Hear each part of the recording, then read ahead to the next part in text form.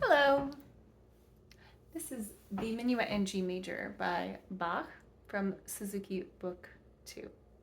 My name is Michelle and I'm a Suzuki piano teacher, and I just wanted to talk a little bit about what you can do when you're first starting to practice this song. The first thing I'm going to show you are a couple of previews because there's something new here that we may have done once before, like in Chanta Rob, I think, but we have some octave jumps in the left hand. So before you even start to learn the notes, I really want you to practice jumping an octave so that you kind of memorize exactly how far it is and what it feels like. So with your left hand, can you find a D and then find a D that is lower? So play one D with your thumb and one D with your pinky. Just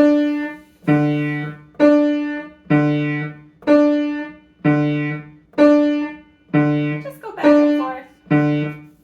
That's a little preview game, something that can help set you up for success when you play this.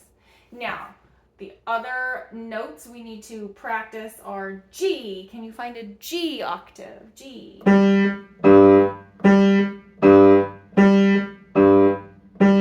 Or maybe you do it up here. We're going to learn what the distance is. How far is it? How far do you have to move to get from one G to the next? Can you do it with your eyes closed? Ooh! Oh, was that it? There we go. Oh, try it with your eyes closed. Oh, is that it? Can you do it? Okay, so we want to do this with D, we want to do this with G, and we want to do this with A. Can you do it with an A? Can you find an A that's an octave apart? And notice that my hand doesn't really open out wide. I just keep it kind of comfortable and I move it. And when you're playing octaves, you don't need to really strain or stretch your hand out far when it's a jump like this. Just keep it nice and close and comfortable. And, oh, was that good? Was that good? So you want to practice just how far you need to move. So that's a little preview game that you can do, is the octave leap. The other preview game I wanted to show you was for the first three notes in the right hand. And that's on a D, and you're going to play D, but you're going to play it with two different fingers. So you get to finger switch. Going to do 5, and then 4, and then 5. So can you take turns just playing the same note, but switching fingers?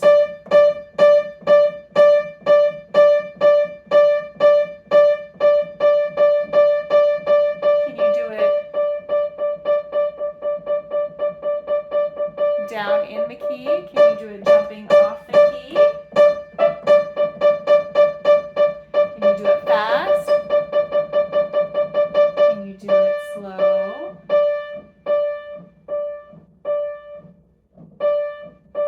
Okay, so just practice switching between 5 and 4 for your D. Okay, and that's for this first part at the beginning.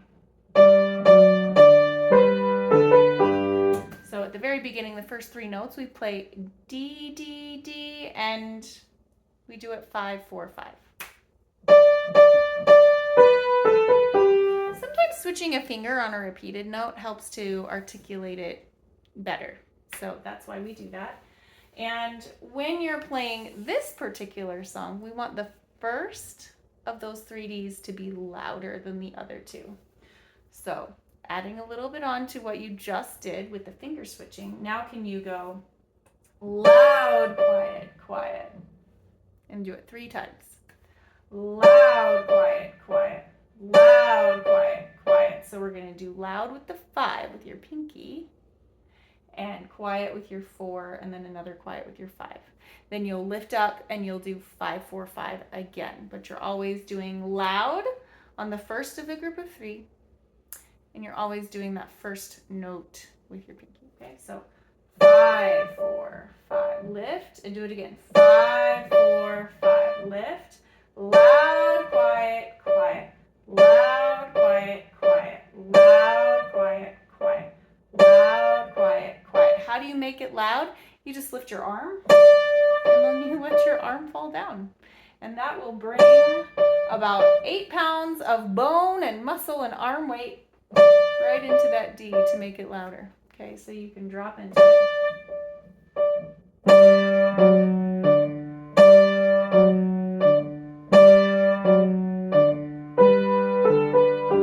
Okay, so that's a little preview for you.